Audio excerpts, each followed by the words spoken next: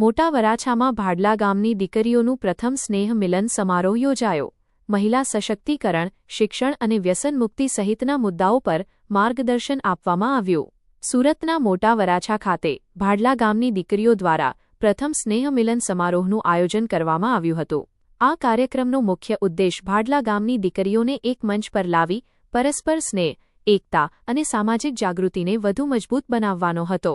આ સ્નેહ મિલન સમારોહ દરમિયાન મહિલા સશક્તિકરણ, શિક્ષણ, વ્યસનમુક્તિ અને સામાજિક જાગૃતિ જેવા મહત્વના વિષયો પર વિશેષ ચર્ચા અને માર્ગદર્શન આપવામાં આવ્યું હતું. મહિલાઓ અને યુવતીઓને શિક્ષણ ક્ષેત્રે આગળ વધવા, પોતાના અધિકારો અને જવાબદારીઓ અંગે જાગૃત બનવા તેમજ સમાજમાં સક્રિય ભૂમિકા ભજવવા માટે પ્રેરણા આપવામાં આવી હતી. કાર્યક્રમ દરમિયાન વ્યસનના કારણે પરિવાર અને સમાજ પર થતી નકારાત્મક અસરો અંગે પણ માહિતી આપવામાં આવી હતી. યુવાનોને વ્યસનથી દૂર રહી શિક્ષણ, સંસ્કાર અને સારા વિચારો સાથે આગળ વધવા માટે અપીલ કરવામાં આવી હતી. આ પ્રસંગે એન્કર મનીષાબેન વોરા, મંજુલાબેન દોમડિયા, નયનાબેન સોજિત્રા અને ચાંદનીબેન યોગેશપુરી સહિત આગેવાનો અને બહોળી સંખ્યામાં ભાડલા ગામની દીકરીઓ ઉપસ્થિત રહી હતી. કાર્યક્રમમાં ઉપસ્થિત બહેનોએ પોતાના અનુભવો અને વિચારો રજૂ કરી મહિલાઓને આત્મનિર્ભર બનવા, શિક્ષણને પ્રાથમિકતા આપવા તથા સમાજમાં એકબીજાની સાથે રહી વિકાસના માર્ગે આગળ વધવા માટે પ્રેરિત કર્યા હતા. પ્રથમ સ્નેહ મિલન સમારોહ દરમિયાન ભાડલા ગામની દીકરીઓ વચ્ચે વર્ષો જૂના સંબંધોને વધુ મજબૂત બનાવવાની સાથે નવી પેઢીને શિક્ષણ, સંસ્કાર અને સામાજિક જવાબદારી તરફ આગળ વધારવાનો સંકલ્પ કરવામાં આવ્યો હતો. આ કાર્યક્રમ માત્ર સ્નેહ મિલન પૂરતો સીમિત ન રહેતા મહિલા જાગૃતિ અને સમાજમાં સકારાત્મક પરિવર્તન લાવવાનો સંદેશ આપતો કાર્યક્રમ બની રહ્યો હતો. આગામી સમયમાં પણ આવા સામાજિક અને જાગૃતિના કાર્યક્રમો યોજી મહિલાઓ તથા યુવતીઓને એક મંચ પર લાવવાની ભાવના વ્યક્ત કરવામાં આવી હતી. HX24 ન્યૂઝ ગુજરાતી સાથે જય બગિયા, સુરત. કાર્યક્રમ કારણ કે આ બધી ગામની દીકરીઓ નાનપણથી મળેલી ન હોય, અત્યારે ભણતા હોય ત્યારે મળ્યું હોય તો અત્યારે તેના સ્નેહ મિલન રાખેલું છે. 100 મહિલાઓ જોડાણી છે. કાર્યક્રમનો હેતુ તો ભણતા હોય ત્યારે બધી છોકરીઓ આપણને મળી હોય, ત્યાર પછી ક્યારેય કોન્ટેક્ટ ન હોય, એ બાને બધી મળે છોકરીઓ અને એ આનંદ કરે ને એન્જોય કરે.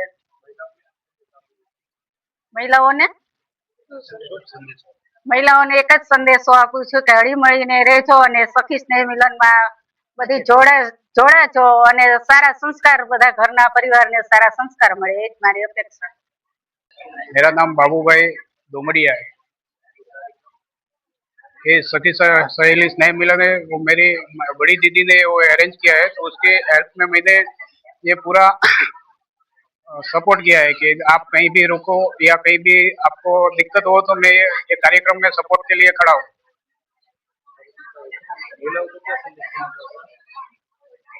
महिलाओं का संदेश मैं सभी मेरी बहनों और माताओं को यही संदेश देना चाहता हूँ कि ऐसा वर्षों से कार्यक्रम नहीं होता है. पहला ये सभी स्नेह मिलन है तो ये पूरा आगे की हर साल बनाए रखे और हर साल ऐसा आनंद लेते रहे. મારું નામ ગોસાઈ ચાંદની યોગેશપુરી છે.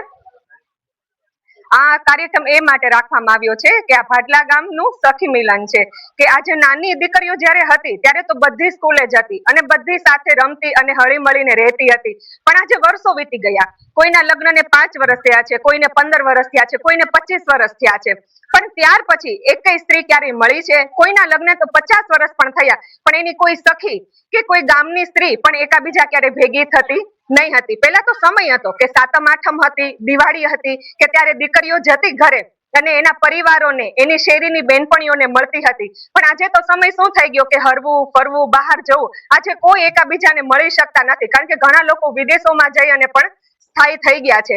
તો આજે સખી મિલનનો જે કાર્યક્રમ કર્યો છે એ આજે બધી બેનપણીઓ, જેમ કે નાની છે, અમારી ફઈ છે, અમારાથી નાની ઉંમરના છે, એ બધાને હળી મળી રહેવાનો અને એક દિવસ માં છે, પત્ની છે, ઘરની વહુ છે, એ બધામાંથી છૂટું થઈ અને ફરી પાછી નાનપણની યાદ જીવવા માટેનો જે સંમેલન રાખ્યું છે એ આજનું સખી સ્નેહ મિલન રાખવામાં આવ્યું છે.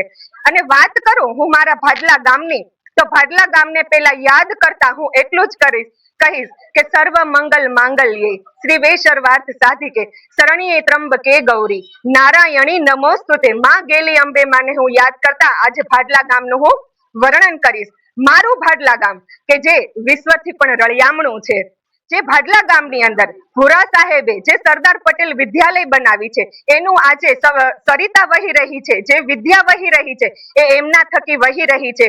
અને સ્કૂલની અંદર કે જે અમારા ગામના શિક્ષકો જે છે એ વિદ્યાનું અવિરત ઝરણું વહેતા આવતા રહ્યા છે.